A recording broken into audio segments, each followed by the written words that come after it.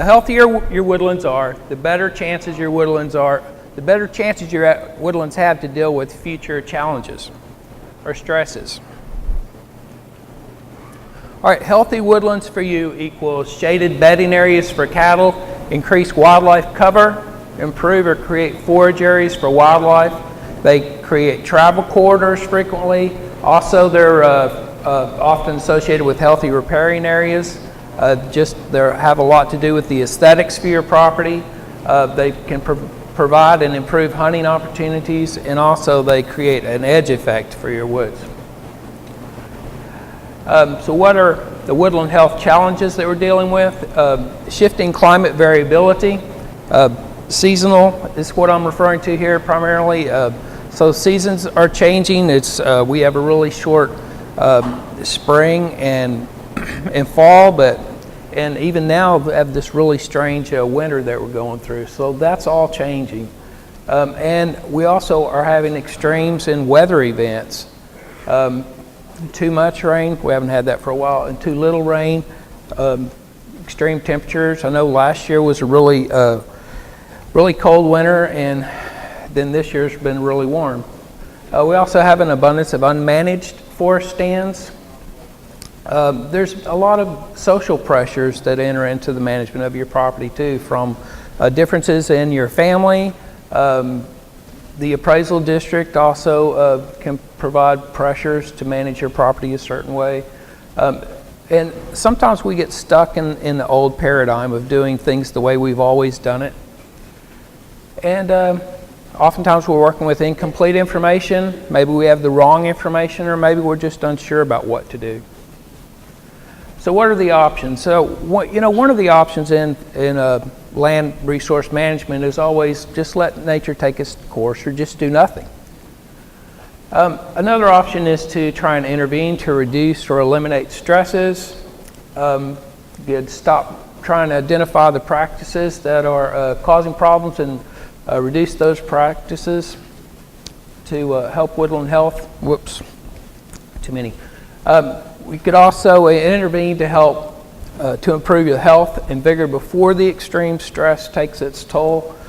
Some of those techniques would be to examine the species type that you have on your property, select for more drought tolerant species.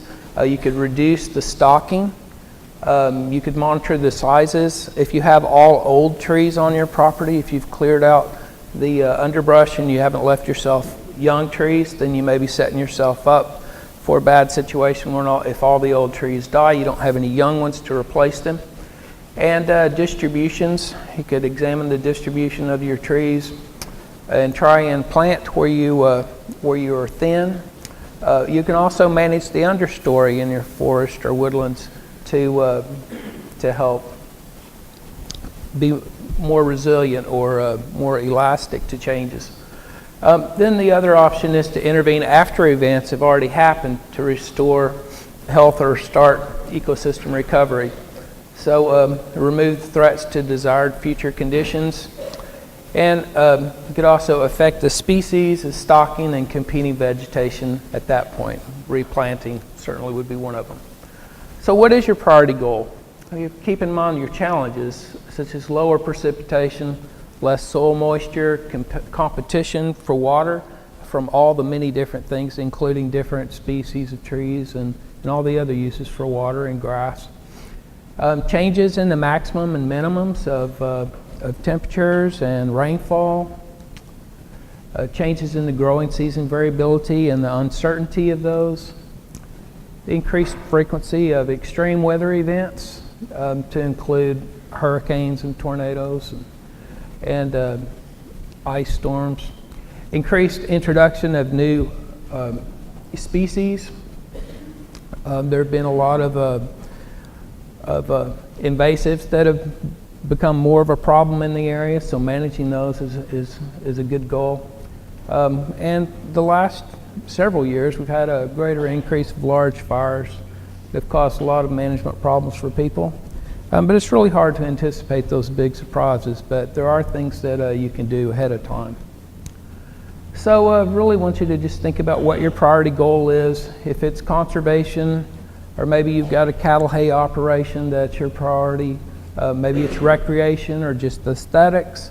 Maybe you're doing a wildlife management, or you might even be managing for timber. But really, I think what we're all managing for it would be resiliency. With an ecological definition of resiliency would be the capacity of an ecosystem to respond to a disturbance by resisting damage and recovering quickly. Silvicultural definition of resiliency would be emphasizing practices that increase ecosystems' ability to quickly recover from likely and unexpected change in future conditions. So some of the options that we have available for new stands, you could analyze the site quality. That would be the fertility of that site to make sure that you're planting or encouraging trees that are well situated for the site that they're growing in. Also, species selection, make sure you've got the right trees for the right location. And of course, just encouraging diversity every chance you get, because diversity offers resiliency in your woodland setting. And site preparation, there's ways to do that are more gentle on the land.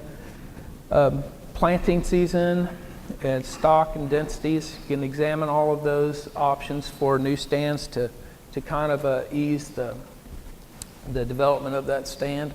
Also, soil moisture. You want to plant trees that are suited for the soil moisture that you're planting in. And also anticipate future conditions. That's a really tough one there. But in existing stands, some of the same things really, just kind of control the competition. There's some grass and woody competition that can cause a lot more problems in your stand, so you can manage those. If you are planting seedlings in an existing stand or a new stand, you just really need to incorporate ways to protect those trees from deer and primarily deer, but cattle cause a lot of problems, and hogs can really cause a lot of problems. Of course, monitor your property for invasive species and try and get rid of all of those. Again, monitoring your species mix. You can reduce the fuel load in your stand to make that not so dangerous in the event that a fire breaks out. And then, of course, prescribed fire is a great tool to keep some competition down, and also to manipulate the species and the competition within your stand. And then again, encouraging diversity and just monitoring the health of your trees as you go along. I wanted to use this slide to kind of demonstrate the slide on the left is a post oak savanna, what I would consider to be typical. So you've got a little blue stem there. You've got post oaks that are scattered out with grassy areas in between. So if that's their natural ecoregion, that's what that natural area looks like. This is what we've changed it to, the one on the right. So post oaks, particularly post oaks, are real sensitive to any kind of root disturbance. We're going to talk some more about that, but here's what a lot of woodlands look like. This was taken a few years ago in Bastrop County, but you've got this is during a drought, but it wasn't to an extreme point. It got a lot worse. But what I'm seeing there is I'm seeing yaupon that are getting thin, some dead yaupon, some cedars and post oaks dying. So that was very typical, and it has been typical for years. But I just want to encourage you to make sure that the trees you're encouraging are the types of trees that contribute to the management objectives you have for your property. So I want to talk a little bit about yaupon holly. Yaupon is used by birds and deer and other wildlife for food and cover. It is a native species, but it has an invasive habit. It forms impenetrable thickets. It's also highly flammable. When it occurs with pine trees, you get a drape of needles in the foliage, and can escalate fire into the canopy. It also sprouts by seeds, suckers, stump sprouts, and just by pure meanness. It's, it's plentiful everywhere. It is useful as a visual screen, though. It's evergreen. Here's a property. This is a before and after picture of just yaupon removal. Now, they also have eastern red cedar in that picture too, but they've really tried to come in there and just remove the yaupon. And you can see what a big difference that's made. So not that I encourage total eradication of yaupon, but you can see what a difference it makes if you just remove yaupon. So some of the techniques for yaupon removal, you could use prescribed burning followed by a herbicide such as Garlon P+D mixed with diesel. You could also do spot treatment of the stems with a mixture of remedy and diesel. You could also use a forest mower and follow that up with spot applications of herbicide. You could also grub it out. I would caution you, if you're using the grubbing method, that of course it's going to be very labor intensive, even if you use a tractor. But the ripping the trees out can cause a lot of damage to post oaks. So if you are trying to remove yaupon from a post oak stand, you wouldn't want to use grubbing as a method. So all treatments are going to require follow-up. There is no once and done approach to yaupon removal.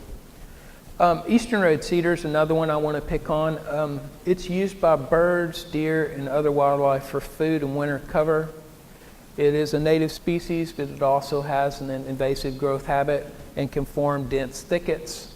It is also highly flammable. It sprouts by seed. It does not sprout by stump sprouts, so you can cut it down and that tree is gone. But there's going to, over the life of that tree, it's thrown out a lot of seed, and so you're going to have to continue to monitor to keep this, the tree from growing back from all the seed that it laid down.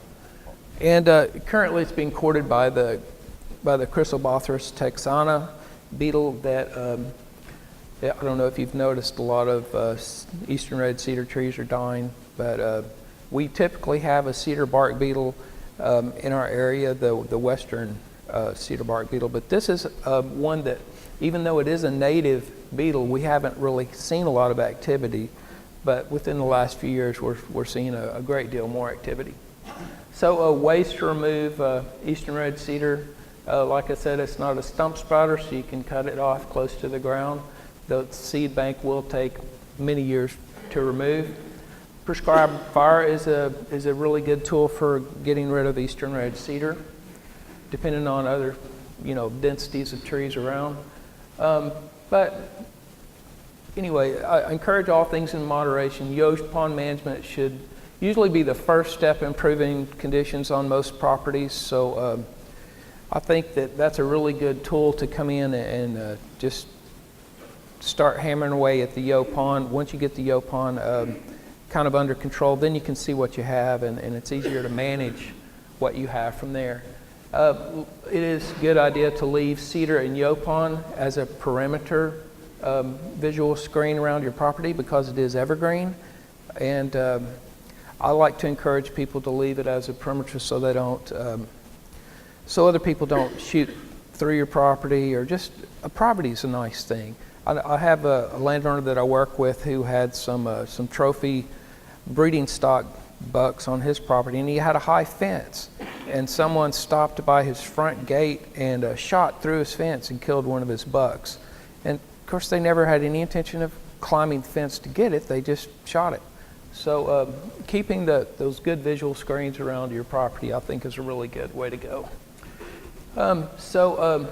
I think removing all but scattered moths of yaupon is good. Bobby Eckler's, he's also going to talk about yaupon and cedar too. But you also make sure yaupon and cedar are not too close to your house because of the flammability of these trees. I know during this last fire season there were a lot of houses that were lost just simply because of the proximity of the yaupon and cedar to their homes. So some problem trees and plants, we've already talked about those two. There's also mesquite, huisache, black willow, and I thought I took that one off of there. But anyway, people think that eastern red cedar are these big water suckers. I think black willow is much worse of a water sucker than red cedar. But anyway, Chinese tallow, China berry are some big ones, problems that we have around here. Also prickly pear. The AgriLife bookstore, and I think there's also some of these publications in your handouts, but the Brush Busters program is a really good source for information for removing those problem trees and plants. So I wanted to talk a little bit about how trees grow. It's a good idea to get a good understanding of this. A lot of people think that that trees are, there's kind of a mirror image of the tree underneath the ground, and this is this is actually more accurate.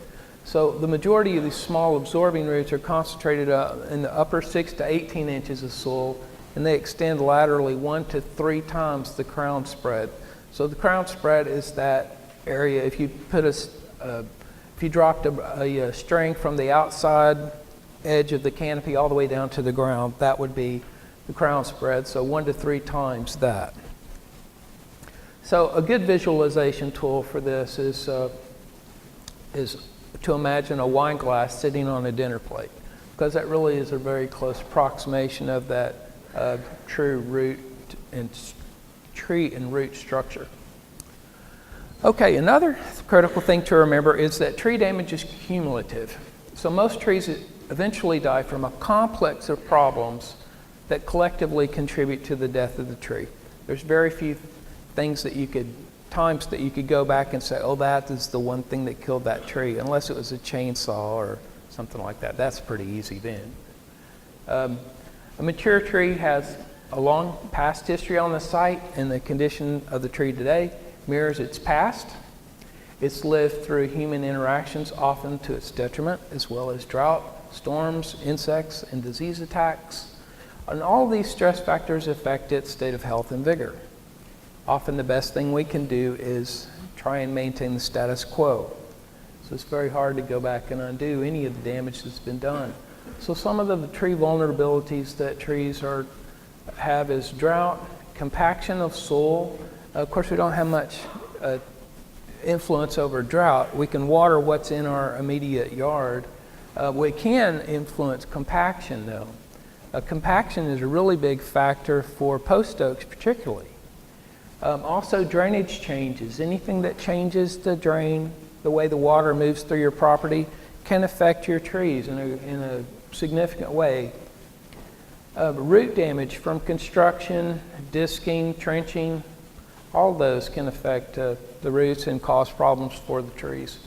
Root aeration is a very important concept in trees. Anything that affects their ability to undergo gas exchange in the soil is going to have effects on the health of that tree. Also chemicals like weed and feed, salt, accumulations of diesel, herbicides, fertilizers, all those can cause really negative effects. So hypoxylline canker is a stress-related fungal disease that's typically one of those things that comes in and finishes the tree off after it's been stressed by other things. So some of the symptoms of hypoxylline canker would be a change of foliage color in the summer or spring, branch dieback, initially in one branch, then spreading to the whole crown. The bark sloughs off, exposing large masses of brown, dusty spores. It can also be kind of a ground sage color or even cinnamon color. Anyway, they eventually transition to a grayish surface with black fruiting structures. Infected wood, as you cut it, you can see black streaks or patterns that go throughout the wood. So since this is a fungal disease, it helps the breakdown of that wood. So if you were losing lots and lots of post oaks, it wouldn't be I mean, you can use it as firewood. It's okay to cut it and use it as firewood, but if you store a whole bunch of it, it'll probably decay in your wood pile before you get a chance to use it. So these are some of the visuals, some clues you can look for. See, the bark is sloughed off. The one on the right is a little fresher than the one on the left. It kind of gets that silvery gray crust to the fungal material as it ages. This is on a water oak. It's just black streaks typically. Oftentimes you'll find a ring of sloughed off bark at the base of the tree. Here's a blackjack. So the spores are produced from fruiting structures and they're spread by the wind. But there's not really a good argument to be made for trying to sanitize all of the infected wood on your property, because even if you were successful in doing that, your neighbors aren't doing that, and since it's wind-borne, it can spread throughout. Another thing is that the spores enter through injuries in the limbs and the trunk and remain dormant for a long time, and it can cause no harm to the tree until that tree experiences stress sufficient enough to reduce those natural defense mechanisms and allow that disease to colonize the tree. Moisture contents have to get pretty low for this disease to start taking over. Any significant stress, including infection from other diseases, can trigger hypoxylon canker. Like oak wilt, your tree may get oak wilt, but hypoxylon was actually the thing that kills it, because hypoxylon might, in that particular instance, work faster than the oak wilt to kill your tree. So post oaks are particularly vulnerable to hypoxylon due to their low tolerance to any form of root disturbance. Soil compaction, root damage, poor water relationships, and drought are most often associated when post oaks develop hypoxylon canker. You can also water that tree too much. If it's in your yard and you're trying to keep your St. Augustine green and healthy, you're going to kill your post oaks. If your St. Augustine is happy, your post oaks are definitely not going to be happy. There is another disease that's called smooth patch, and it may look to you like hypoxylon canker. This is actually a fungus of bark that forms white or gray sunken areas on the bark, and it's not harmful to the tree. It's just isolated to the bark. Some control options for hypoxylon would be prevention, just trying to keep your trees in a healthy condition by understanding the things that cause damage to your tree. Avoid injury to the tree, to the trunk, the limbs, and the roots. Never apply fill soil around the trees, and for post oaks, I wouldn't apply fill soil at all. For other trees like live oaks, pecans, other things like that, you could apply like 1 inch of soil a year, and the tree could adjust to that. The post oak is not going to raise its.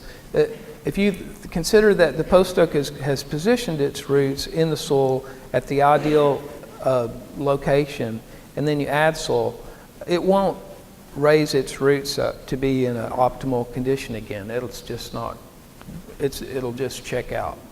Let me see, avoid compaction of the soil again, and don't alter the drainage around the trees. Critical things for post oaks particularly, and just avoid injury to the root system. There are other diseases and insects, problems that can cause stress and mortality in your trees. Also, spider mites, borers, twig beetles, aphids, armillaria, root rot, Ganoderma root rot, bacterial wetwood, and there's a bunch of others. But I want to talk about increasing species diversity. Species diversity enhances the conservation of biodiversity, decreases risk in the production of timber and non-timber forest products. It also buffers the impact from the loss of species-specific insect infestations and provides more food and cover choices to benefit a more diverse population of wildlife. So some suitable natives, if you want to start supplementing the diversity of tree species on your property, got a nice list there.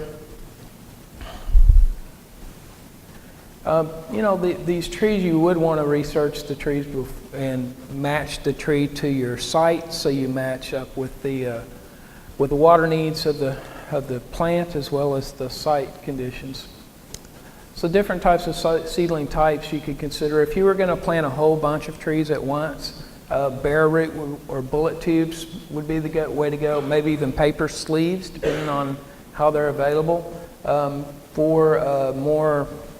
If you're going to do fewer trees, you could go with pot-grown trees. If you're just doing a few trees here and there, large pots, ball and burlap, tree spades. And actually, tree spades are a great way to move trees from one place to another on your property. They're still going to require some care to get established, though. Of course, different ways to plant. For the small trees, the bare root and the bullet tubes, you can plant by hand or machine. For the larger trees, an auger or a tree spade are better ways to go. And of course, right tree for the location or purpose. Stream bank stabilization, good trees would be black willow. Even though I think it's a water sucker, it's great for stream bank stabilization. Cottonwood's a good one. Sycamore, American elm, all good for stream banks. Wetlands, bald cypress, cottonwood, sycamore, American elm, box elder, all good wetland species. For upland species, live oaks, post oaks, eastern red cedar, loblolly pine, and cedar elm. For visual screens, eastern red cedar, live oaks, loblolly pine, and of course we already talked about that yaupon was good to have in your screen too. For wildlife, good trees are Osage orange, hackberry, sugarberry, oaks, possum haw, roughleaf dogwood, and maybe Bobby will provide more information on those. But riparian areas or the stream margins, these are really critical for reducing erosion, sedimentation, and they're great filters for pollutants, and they take a lot of sediment out of the soil.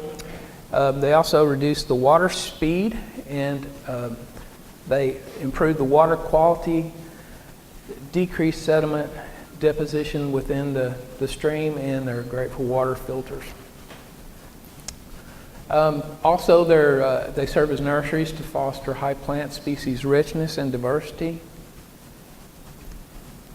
They're vital to wildlife, providing water, shelter, food, and important travel corridors between habitats. A lot of times with so much pasture and cattle operations, that typically the riparian areas might be the only way for wildlife to move from one property to the next. And typically those riparian areas are some of the most beautiful areas on your property. So some drought tolerant species you could consider, since that does seem to be the way we're going with our droughts. It's a pretty good list of more drought tolerant trees there. So I think it's a good idea to plan for successive year plantings on an ongoing basis until you achieve your stocking goals. I've had landowners I've worked with that wanted to plant everything all at once, and they did plant a whole lot of trees at once. And of course, you never know what the spring rains are going to be or what kind of summer we're going to have, so it's always a gamble. And this guy gambled big, and he lost big. He lost every one of his trees for that year because we had a massive drought in the spring.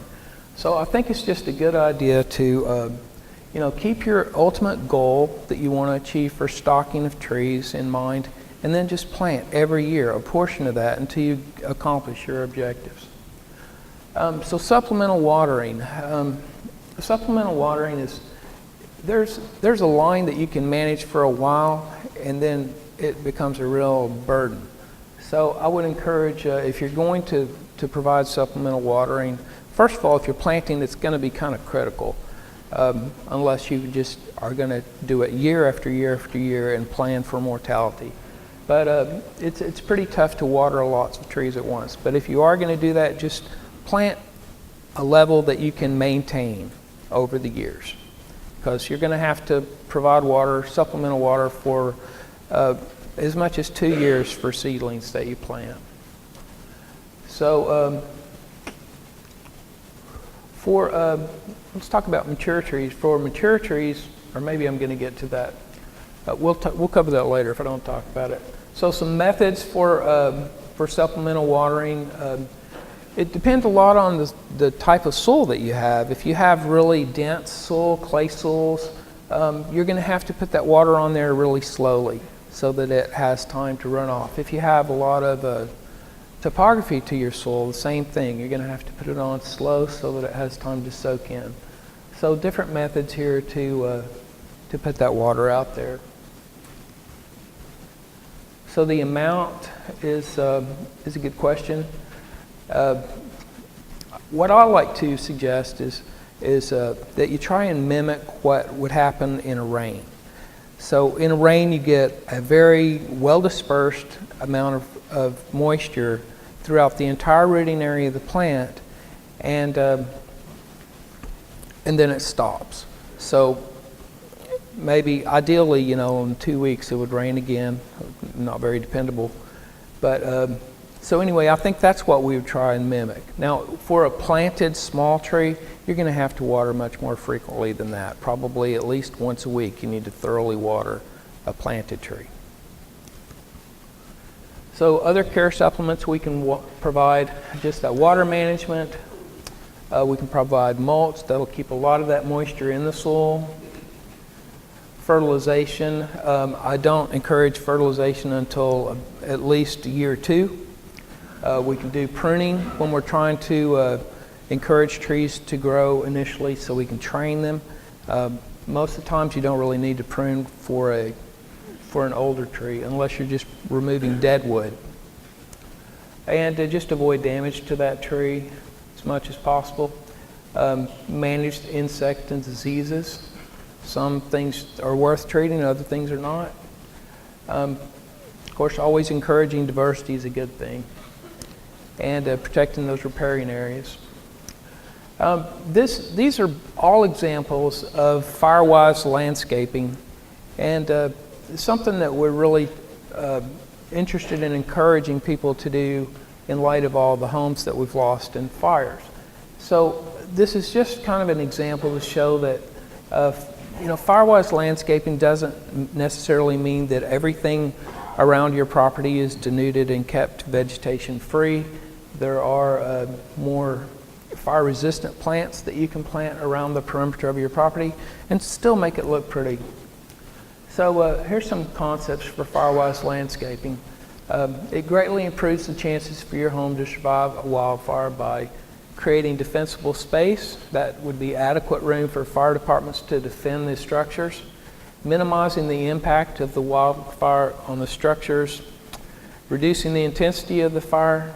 This is forcing the fire out of the tree canopies, keeping the fire on the ground, removing the dead vegetation from the property, selectively thinning the vegetation to reduce the fuel, also incorporating fire breaks into the landscape design, selecting landscaping plants that are less volatile and more resistant to fire, and considering the placement and proximity of all vegetation to the structures and improvements on your property. And there's a lot of information on this topic at firewise.org. And that's it. If you have any questions, I'd be happy to answer those as best I can.